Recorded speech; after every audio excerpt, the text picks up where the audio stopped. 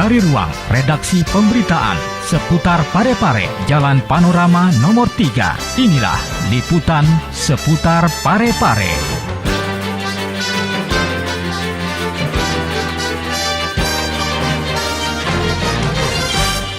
Assalamualaikum warahmatullahi wabarakatuh. Pemirsa, senang sekali pada kesempatan hari ini saya bisa hadir menjumpai Anda dengan menghadirkan informasi aktual dan terpercaya bersama saya Erniwati. Inilah seputar Parepare Peduli.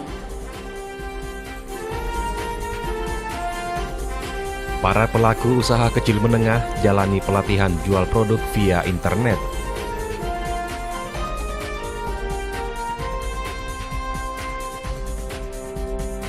Parepare berpeluang kembali meraih Piala Adipura.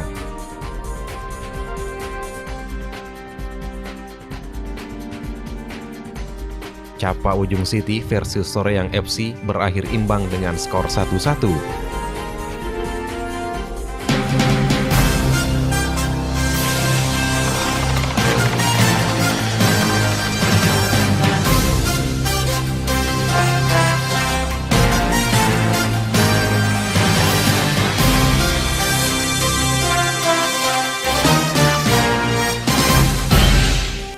Pemirsa, sebanyak 13 pelaku usaha kecil dan menengah atau UKM mengikuti pelatihan untuk meningkatkan sistem informasi pemasaran usaha melalui internet yang dilaksanakan di Pusat Komunitas Kreatif Dinas Komunikasi dan Informatika Parepare.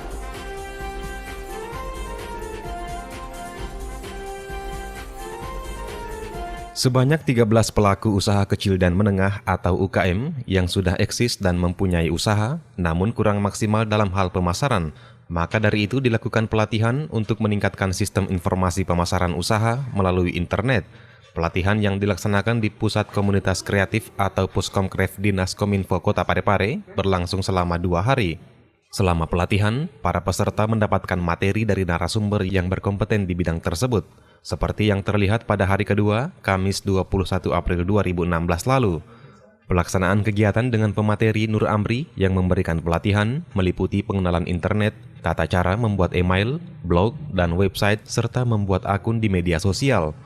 Dalam kesempatan ini, para peserta pelatihan diajarkan untuk mengenal cara pemasaran melalui internet atau dengan sistem online, di mana produknya ditampilkan untuk kemudian dipromosikan melalui media sosial, mulai dari Facebook, Twitter, maupun situs-situs lainnya. Mendaftar akun apapun, Facebook bisa, kemudian Twitter bisa, kemudian Instagram juga bisa, atau apapun. Nah, biasanya kita mendaftar email itu kadang tidak mau kalau data aslinya itu masuk ya. Yang bisa masuk tanggal lahir yang sebenarnya deh, tidak usah nih sembarang mau di situ. Nah, ini gunanya biasanya ini tanggal lahir dipakai untuk mengecek usia kita.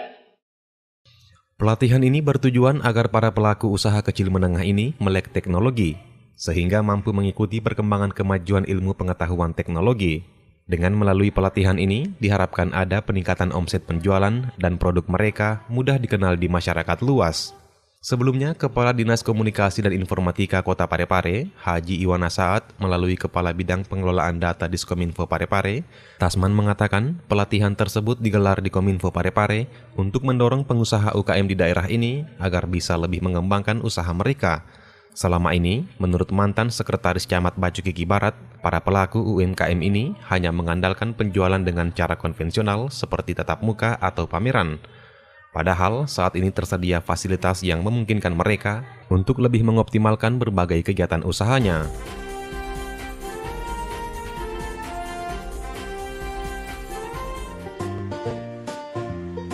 Penumpukan sampah menjadi salah satu penyebab utama pencemaran lingkungan. Karena proses kimiawi, sampah akan menghasilkan zat-zat kimia yang apabila dihirup manusia sangat membahayakan kesehatan. Dengan menerapkan sistem dan manajemen pengolahan sampah, manfaat yang diperoleh antara lain mengurangi timbunan sampah. Penggolongan jenis sampah dapat didasarkan pada komposisi kimia, sifat mudah tidaknya mengurai, mudah tidaknya terbakar, berbahaya dan tidaknya, serta karakteristiknya. Dengan pemisahan sampah, kita juga dapat ikut membantu kemungkinan terjadinya resiko pencemaran. Sayangi lingkungan kita dengan membuang sampah pada tempatnya. Pesan ini dipersembahkan oleh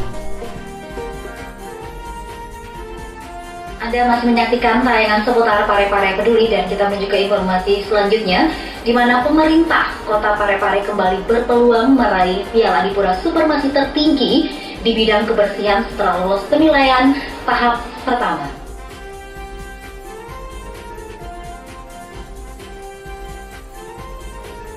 Pemerintah Kota Parepare kembali berpeluang untuk meraih Piala Adipura Supermasi tertinggi di bidang kebersihan, menyusul raihan positif yang diperoleh pada penilaian tahap pertama beberapa waktu lalu. Kepala Dinas Kebersihan Kota Parepare, Haji Rasdi Adam, melalui Kepala Bidang Kebersihan, Parsan mengatakan, masih terdapat beberapa tahapan yang akan dilalui setelah lolos penilaian tahap pertama, yakni tahap verifikasi dan presentase di Dewan Adipura.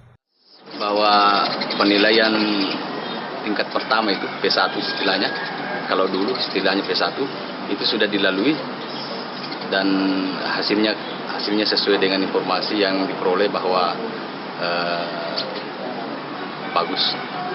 sudah bagus dan kalau kita misalnya sudah lolos penilaian tingkat pertama itu akan diverifikasi. Jadi tahun ini istilah Adipura juga itu akan sudah berubah.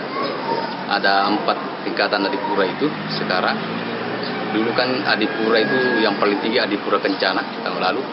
Jadi tahun ini sisa kalau misalnya lolos penilaian pertama itu maju ke verifikasi. Setelah verifikasi dilanjut persentase. Lebih lanjut, Parsan menyampaikan salah satu indikator penting dalam penilaian Adipura adalah dengan melihat proses pengolahan sampah atau manajemen persampahan, di mana harus ada bak sampah dan pengelolaan tempat pembuangan akhir. Dan tahun ini, pihaknya berharap kembali meraih penghargaan Adipura.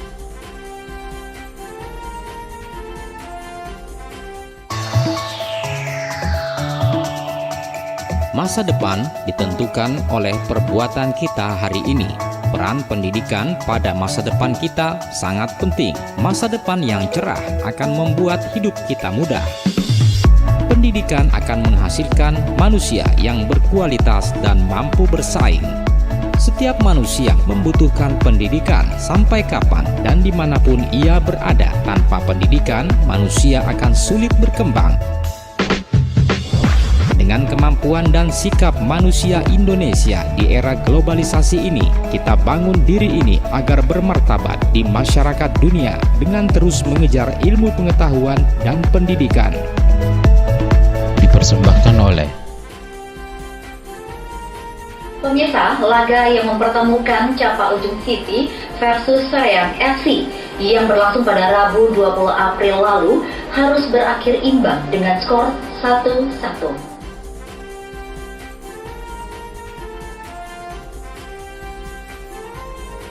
Laga yang mempertemukan Capa Ujung City versus Soreang FC yang berlangsung pada Rabu 20 April lalu harus berakhir imbang dengan skor 1-1. Meski kedua kesebelasan telah berjuang keras dalam performa terbaiknya melakukan penyerangan, kedua kesebelasan ini terlihat kesulitan saat menggiring bola karena kondisi lapangan yang tergenang air akibat hujan deras sebelum pertandingan digelar. Tim Soreang FC sempat unggul di babak pertama pada menit ke-9. Namun, Capa Ujung City dapat menyamakan kedudukan pada menit ke-24. Meski kondisi lapangan masih tergenang air, para pemain tetap melangsungkan pertandingan hingga laga usai. Menurut pelatih Capa Ujung City, Sanjaya, bahwa timnya sangat kesulitan dalam mencetak gol untuk menambah keunggulan, karena kondisi lapangan yang licin dan tergenang air, sehingga para pemain tidak mampu mengontrol bola dengan baik. Kondisi lapangan tidak memungkinkan juga. Jadi paturkan kita sebenarnya kita menang karena artinya lapangannya bagus.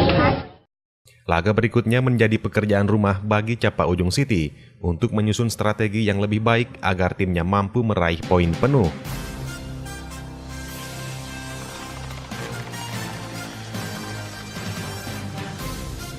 Ya, demikian rangkaian informasi menarik yang bisa kami hadirkan ke hadapan Anda yang kami rangkum dalam tayangan seputar Parepare Peduli. Untuk pemirsa yang ingin menyaksikan ulang tayangan ini, Anda bisa mengunjungi kami di www.pareparekota.go.id. Akhir kata, saya Aniwati mewakili tim redaksi bertugas mengucapkan terima kasih atas kebersamaan Anda. Wassalamualaikum warahmatullahi wabarakatuh dan sampai jumpa.